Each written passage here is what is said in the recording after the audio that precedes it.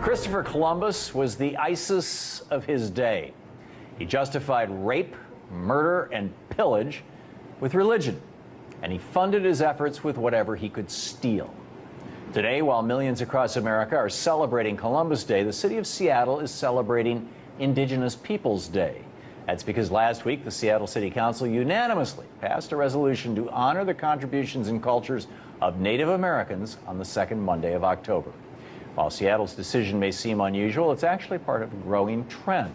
Many cities and states across the country have shifted away from celebrating Columbus Day, and that's because more and more Americans are learning the real history behind Christopher Columbus and his so-called discovery.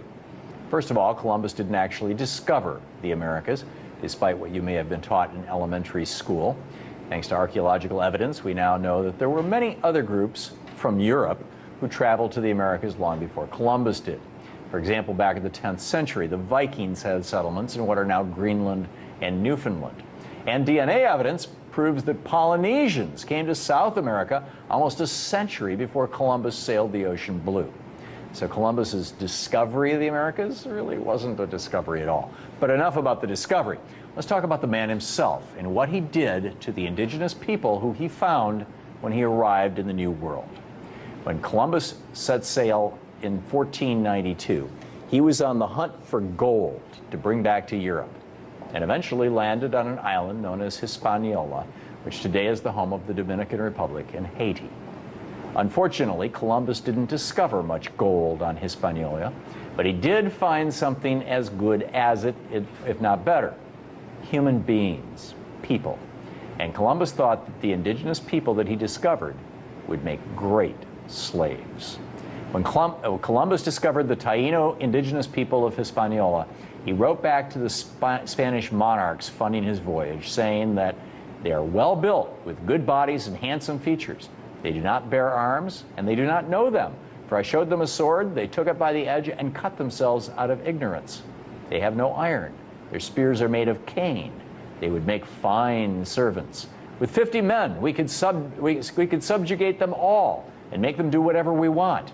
Here there are so many of these slaves. Although they are living things, they are as good as gold. Over time, Columbus's real actions in the Americas have been replaced by a warm and fuzzy coloring book story of a bold and brave explorer who set out to discover a new world. But in reality, as we have learned from writings of Christopher Columbus's own men, the bold explorer raped, pillaged, enslaved, and slaughtered people just to get rich. One of Columbus's crewmen, Miguel Bueno, wrote about the scene when Columbus arrived in Hispaniola for the second time, and thousands of Tainos, or what he referred to as Indians, came out to greet Columbus's ships. Cuneo wrote, "When our caravels were to leave for Spain, we gathered 1,600 male and female persons of those Indians. For those who remained, we let it be known to the Spaniards in the vicinity that anyone who wanted to take some of them could do so to the amount desired, which was done." Bueno also wrote that he took his own sex slave, a beautiful young girl, who, in his own words, quote, "resisted with all her strength," end quote, leaving him with no choice but to, quote, "thrash her mercilessly and rape her," end quote. Columbus eventually started up a global child sex slave trade, shipping off young Indians to all corners of the globe. He even bragged about it to a friend in a letter written in 1500, saying that 100 castellanos, it's a Spanish coin, are as easily obtained for a woman as for a farm. And it is very general, and there are plenty of dealers who go about looking for girls. Those from 9 to 10 years old are now in demand. Under Columbus's rule, life for the Taino people became so bad that they resorted to mass suicide.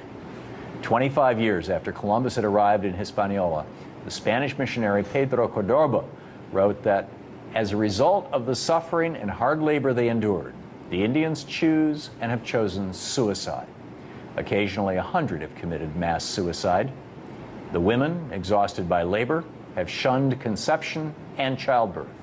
Many, when pregnant, have taken something to abort and have aborted. Others, after delivery, have killed their children with their own hands so as not to leave them in such oppressive slavery. Eventually, Columbus resorted to wiping out the Taino altogether. Prior to Columbus's arrival in the New World, Scholars place the population of Haiti, Hispaniola, at around 1.5 to 3 million people. By 1496, it was down to 1.1 million, according to a census done by Bartholomew Columbus, Christopher Columbus's brother. By 1516, the indigenous population was at 12,000. And by 1542, fewer than 200 natives were alive on Hispaniola. By 1555, every single native was dead, every last one. Knowing what we know now about Columbus's real intentions and actions, it's pretty ridiculous to be celebrating a man who didn't actually discover anything and who kicked off a genocide of historic proportions. If Columbus was robbing, raping, and pillaging Western Hemisphere island nations today, we'd probably be bombing him from the air. It's time to put the shameful history of Columbus and his enslavement and murder of Native Americans behind us, and instead start celebrating the indigenous peoples who called the Americas home long before Columbus ever set sail.